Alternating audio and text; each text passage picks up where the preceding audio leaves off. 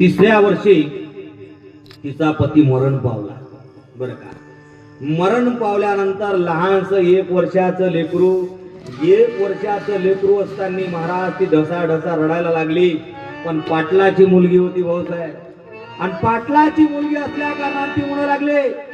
बाप न्यायला आले, सांगितलं बाबा बाबा चला चल ग बाई. मुलगी म्हणायला लागली बाबा मला एक मुलगा आहे, आता या मुलाकडे पाहत जाईल आणि मरेपर्यंत जीवन काटेल. बर का, हा 1 वर्षाचा मुलगा आहे. पण बेटा इथं कसं करशील, कोणतं काम नाही काही नाही तुला, त्याची चिंता करू नका बाबा, तुम्ही जा मी बघून येईल. खानदानी घराण्यातली पोरगी होती. बरं का, मग महाराज मुंबईमध्ये आता काम कोणतं करावं, 2 दिवस उपाशी राहिली, घरात खायला काही नाही. माय फ्लॅट मध्ये गेली आणि विचारू लागली, अहो काम आहे का, भांडे घासत जाईल, धुणं धुवत जाईल, स्वयंपाक करत जाईल, बरं का, काम द्या का. मग महाराज तिला काम भेटलं. मायला काम भेटल्यानंतर पाटलाची मुलगी महाराज काम करू लागले, भांडे घासू लागले. असं करता करता मुलगा 3 वर्षाचा झाला.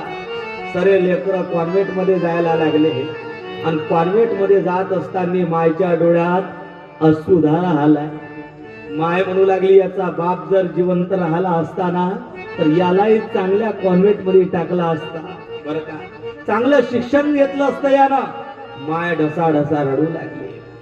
मग माय पुन्हा 4 घरी गेली, म्हणू लागली काम मिळेल का. 4 घरचे काम मायनं केले एका राक्षसिनी सारखे, आणि 4 पैसे जास्त मिळवले दादा.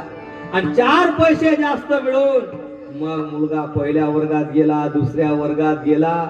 माय पुन्हा 4 घरचे काम जास्तीचे करते, दिवसाही करते, रात्री नाही करते. आणि करता करता मुलगा 10वीला गेला, 11वीला गेला. असं करता करता महाराज मुलाला त्या बाईनं धुणं धुवून, भांडे घासून, रात्राचा दिवस करून डॉक्टर केलं.